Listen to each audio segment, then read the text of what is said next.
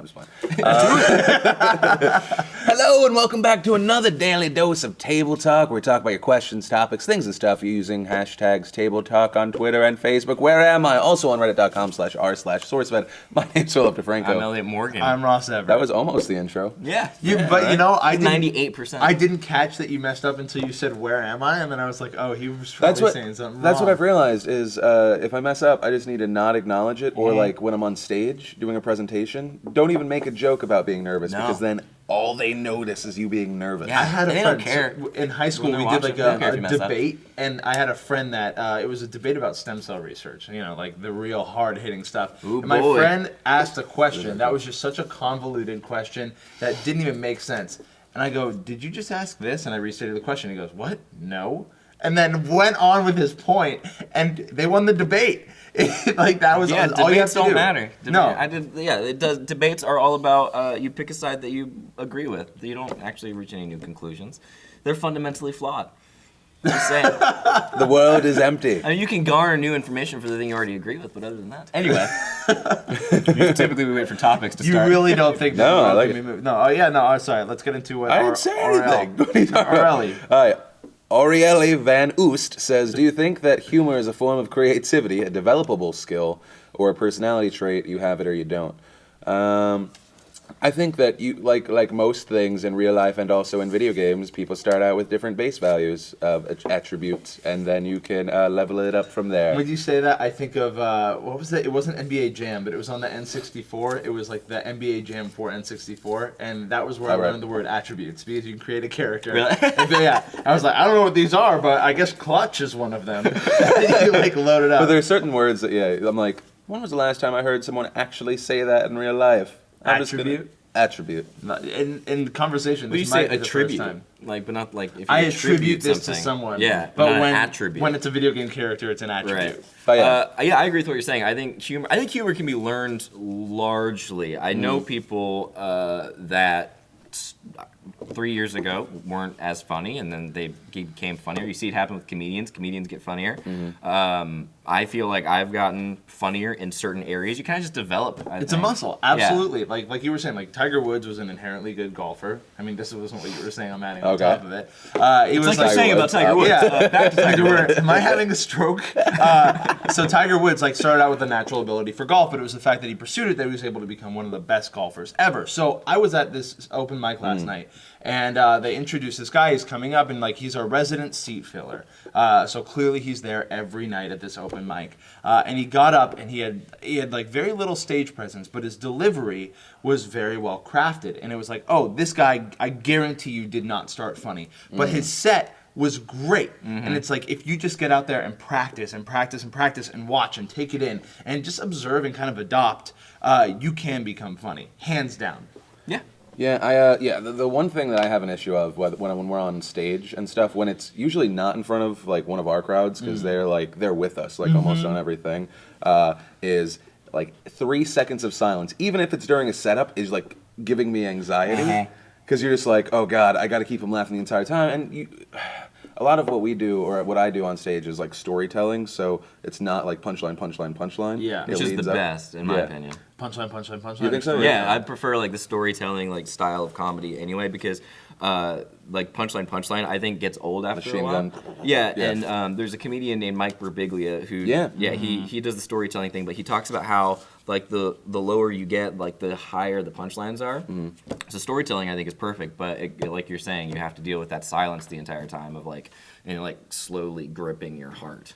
But I feel like when we come from the internet, I feel like it's a little bit easier to adapt to silence and to adapt to people not laughing. Because I know when we came back from break, I was we were doing these videos and I was watching and I was like, this is good, but it's so, we exist in such a vacuum here on the internet that we don't know. What we know is comments and a like bar, but that accounts for what? Maybe a tenth, maybe a fifth of the overall people who see it. So I feel like that is sometimes an advantage, because we can go in and we can be like, okay, I'm used to not getting feedback. So if you're not laughing, that's okay, and I feel like you can work past it a little faster. I dig that. I like to if you sit in the silence first, the first thing that you do is just take in the silence. It's less threatening for the rest of it, because that's how you started out. That's your base. It's Lost, when the doctor's just wait count 3 seconds and let the fear grip you and then pass you. You know what he's talking about? In Lost? Yeah, in the first episode. He's talking about when he did the surgery and like one small move would like paralyze this person forever. And so like you let the fear grip you and then you move past it. And then that's you let it that's wreak for havoc like on you. A lot of fear and anxieties is if you just like acknowledge the fear and anxiety and stop fighting it, it'll pass. I took this really cool course where they were talking about how like bring your arm down like an axe chopping motion at me. So this is you fighting it. Keep pushing against it. This is what you're working against, right? And it's there, and you're always fighting it. But if you just acknowledge it, it goes away, and you're no longer fighting it. You slam your hand through the table, and you're a karate master. No, but like that's all it takes. Holy crap! Away. So if you notice at the beginning of every set, a comedian does, he will adjust that microphone, and whether or not he's talking or not, that's the I am getting ready to make you laugh. There's a motorcycle. That was some comedian. Well, what sucks is like you can sometimes not hear it on camera, so it's just me going. Yeah, it just looks like crime's happening somewhere. Oh, yeah. Phil has to go. There's a dame like tied to a train track right now.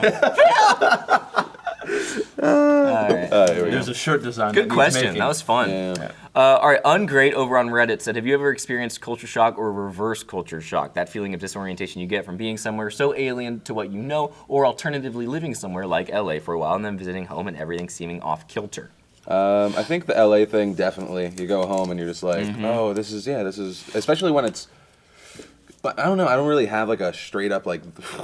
This is my like one home because I moved like every 2 years after I was like 10 years old. Like my family was all over, parents split up. But I remember that when I lived in New York for about 10 or 12 years, and then I moved to North Carolina, I was like, why are there so many white people here?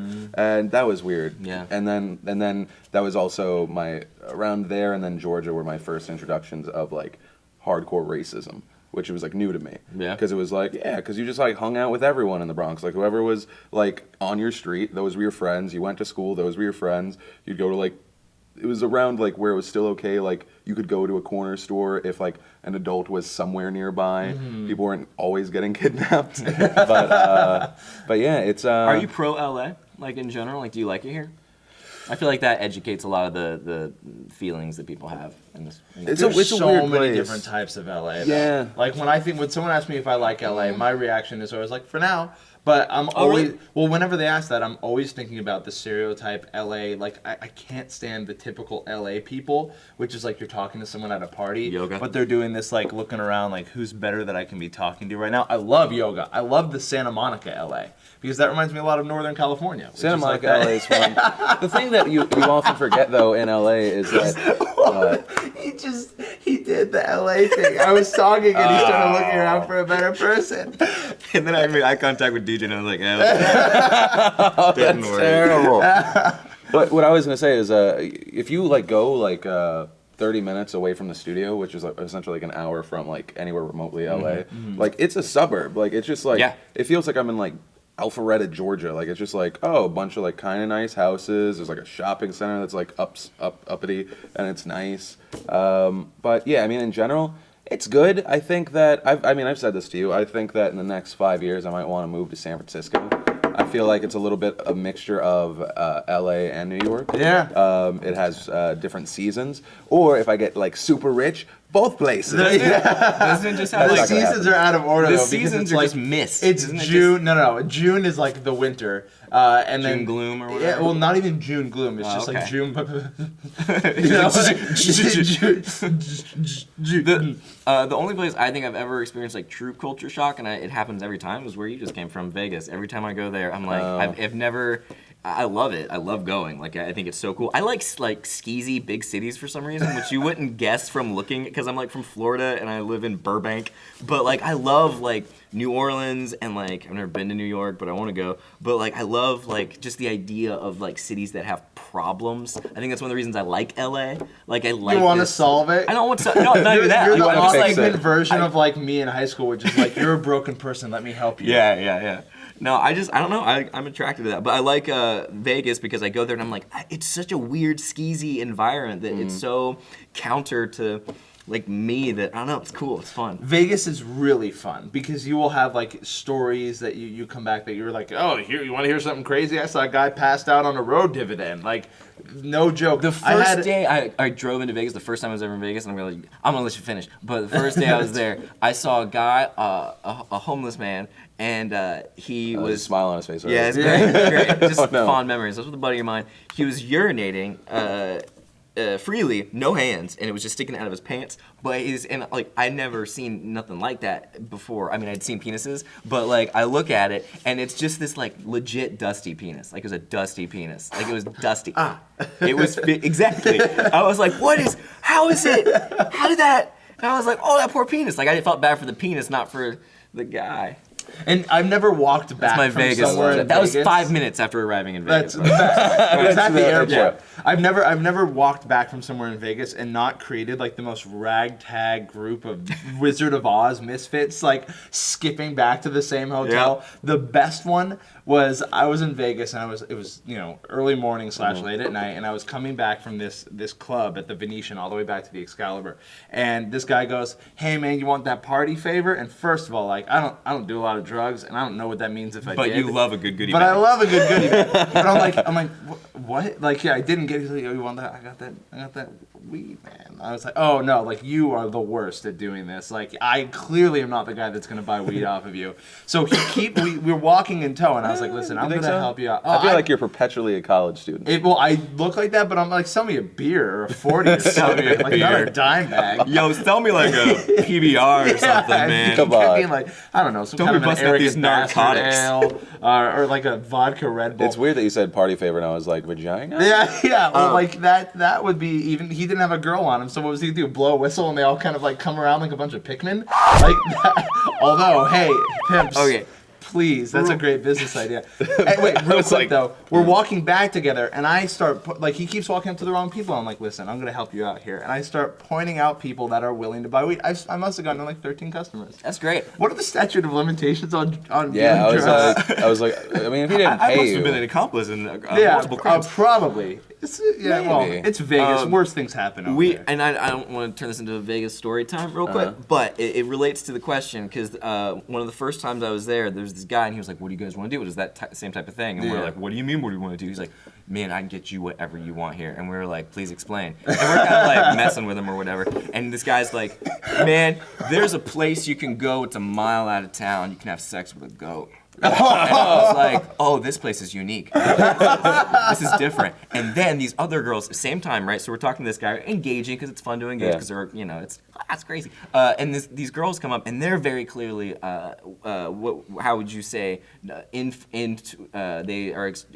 entrepreneurs. Ladies of the night. Ladies of the night, yeah. And then we start talking about, where are you guys from? And I was like, oh, I'm from Florida. And they're like, where? And I was like, a town called Lakeland. And she was like, no way. She was like, what high school did you go to? I was like, oh, I went to a school called Harrison for the arts. And she was like, no way. Because Harrison's attached to Lakeland High School. I basically went to Lakeland High School. She's like, I went to Lakeland High School. And I was like, oh, no. No.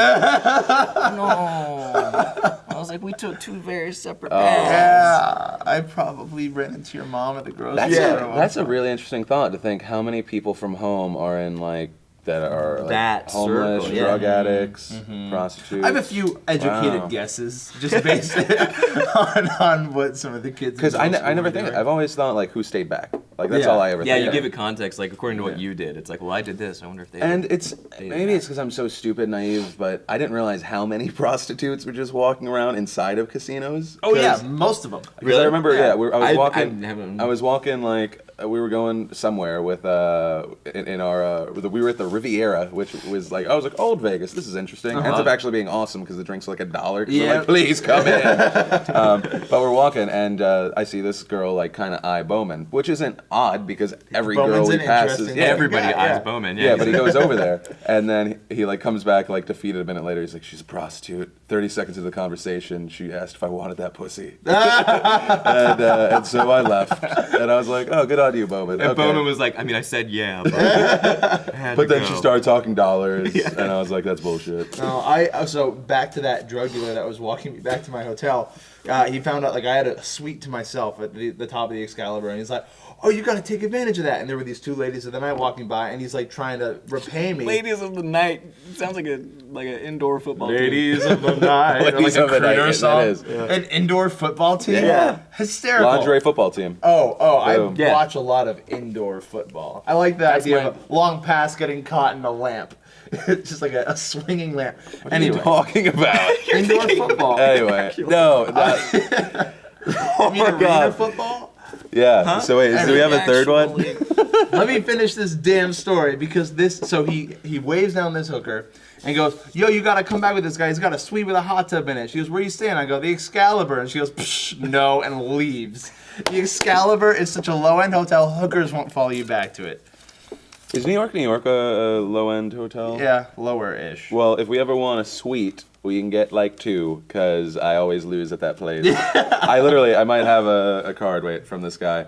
Because I was so... like, you're really good at losing. Why don't you come back? No, seriously, I was so drunk that this guy, New York. You know how they give you those player cards? I was so drunk, I was like, I don't need one of those. I'm just going to get this money real fast. and then I gave him all my money. What do? You call that guy and you get you a suite? Yeah, he's like, you gamble like that, you can get So anything you weird, want man. here. And I was like, all right, cool. Wow. Hey, the New York's the best hotel on the strip. Give us 3. Mask of Ice says, Godzilla's attacking Los Angeles. What do you do? It's all over. Go. It's all over. We always have a plan of we drive to Utah, but let's be honest, there's no way. Like, No, I can't drive. driving. I can't drive anywhere like at normal times. Godzilla time, I'm done. You're done. I don't know. I researched Fukushima real quick and kind of see if there's anything in there that will lead us to. Realistically speaking, we live in the land of underground parking garages, right? Yeah. I'll just go to an underground parking garage. Collapse And just on come you. across my. Really? Well, we have parking garages. I mean, Yeah. like every building has like you can go down into it, right? I guess, yeah. It seems like a I very think I'd unsafe go for that place for up that to to the be. mountain. I just imagine Godzilla going for like high things because he's got the little arms. Yeah. And if it crumbles and you're down there. I don't know. maybe? According to like the new trailer, he's the size of like 5,000 buildings. Like it just, I don't know why. That's a reference point. unfathomably I think, Well, I yeah, think like- where we are, we're relatively safe because we all know Godzilla's attracted to large buildings because he likes fist motion. Yeah, and that's he all he likes can the do. screaming people. It's kind of like an aphrodisiac to him. So you just go up to the mountain. I've never ever seen Godzilla. So we're do going to anything Big Bear? in, like a mountain. We're going to Big Bear. Big Bear, We're, okay. we're Christopher Dornering it, and we're just holding up in a cabin until Wow. he comes and gets us. Man, Old school reference, bro. Yeah. That was barely Look at on the that. radar when it was on the Christopher radar. That was an afternoon of excitement. It was a few afternoons of excitement if you were an L.A. police Yeah. officer. It's and had a interesting. kid. All my like hiding things are in the vein of Pacific Rim. I'm like, those guys were underground, but didn't work. But that guy had a tracker on him, so it really doesn't. Did you watch that movie? Anyway, one last one. We'll wrap it. I'm sorry, DJ. This is what happens when I'm not quick able to talk. Dana says, how do you feel about standardized tests, ACT, SAT? Do you feel they test how students will do in college? I don't know. The tests are all weird now because they're like way more points than when I went to Yeah. school. Yeah. But I also hear that people usually do better on the essay because I didn't have to do an essay. I had to do an essay for a couple of years, but that was good. I always never minded it because you got to like skip class for a week basically and take these stupid tests and hang out with your friends the majority of the time. That was just me. No, yeah, I did was the annoying, but- tutoring for it as well, and that was like so much fun because it was at our school but after hours, and we would just fuck around the entire Yeah. time. And I'm a good test taker, so like it worked. My sister, on the other hand, not a good test taker, Yeah. great student, has zero. There's a lot of correlation without causation. It's just like there's no correlation actually between how well you do on that test and how smart you are as a person. Yeah, it's a little weird, right? Because I think there is something based on it, but there's all the talk about like all these tests do or teach you how to take other tests. Yeah. You know, and yeah, but I mean, if everyone's kind of on the scale and we're trying to say that there is some basis to it, it makes sense. That's also coming from someone that kind of like danced around it and still did okay. Yeah, that's Do you kind of remember your least favorite part of it? No, I was always good at math, and then I was really poor at English. That So was like it. the reading comprehension. I was good at really good at analogies, and I did. Love the analogies. Reading comprehension was okay. I think I was always about the analogies for like the first 3 questions, and then I was like, I don't know. I don't know a ball is like a truck. Why? I do not know. I remember what it's like foppish is to dandy, and it's like I don't know what either of those things mean. But I learned this great trick, and I'll pass this on to you guys, and then we can probably go out on that. Is if you take out, it's like a colon. It's like 2 colons in between the 2 words. If you create a sentence around using those two words, and then use that as almost like X and Y, and then substitute the other options down there. The one that fits the best is your right answer. Also, don't forget about the arts. Hey, Ricky, remember that weird prostitute that hit on you in Bowman? Yeah. What did she say to you? What was the exact phrase? Because I don't want to ruin it. Get in here. What was the exact phrase? Because I said it, and I don't This think is Ricky. I got it He's right. one of the editors of SourceFed. Ricky? At what point? We said a lot of things to this. Oh. In my head, it was 30 seconds. Maybe it was longer. Was this at... This was at the Riviera. Remember that chick that was just like, she was like standing right outside of the casino, probably because she got kicked out because she's a prostitute. Oh, her. Oh, no, we were just like standing there. Oh, this one. She was like... See? No, she was I didn't realize. No, at the Riv, she was a hooker. Yeah. She was like, wanna fuck. Oh, okay. Really? Yeah, she had like, but it was like a Monet. We were far away, and this girl was like bent over, right, with like some leopard prance or whatever. Oh, yeah. And she like waves to Bowman, so we're like, yeah. I'm like, I'm gonna play wingman. Then we get close, and the teeth are all busted up, and she's just like, hey, you wanna fuck? You wanna go? You wanna fuck me? That was the fuck word. It's pretty much all that stayed with me. If on a scale of 1 to 10, what's the difference between a hooker and a prostitute? Hookers are dirty. This Wait, was on a scale of 1 to 10, 6. dirty. Yes. I'm tired. It was just, man, I'm glad I got to experience that. I feel like Just you wouldn't have grody. remembered if Phil hadn't brought it up. I feel like in your mind I you were tried to like, block her. you was in there. You were like, you were Oh, opening wow. doors in your mind, and you opened a closet, and you were like, oh, there she is. She was, yeah. Vegas, baby. Yeah, And that's what we should go out on, I think. that and standardized testing. And standardized testing. It's the perfect two.